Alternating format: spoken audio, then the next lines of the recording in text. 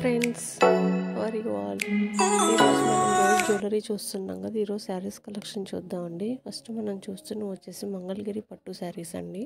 Border వచ్చేసి zari weaving border వస్తుంది. అలాగే మనకి కాంట్రాస్ట్ బ్లౌజ్ కూడా వస్తుంది.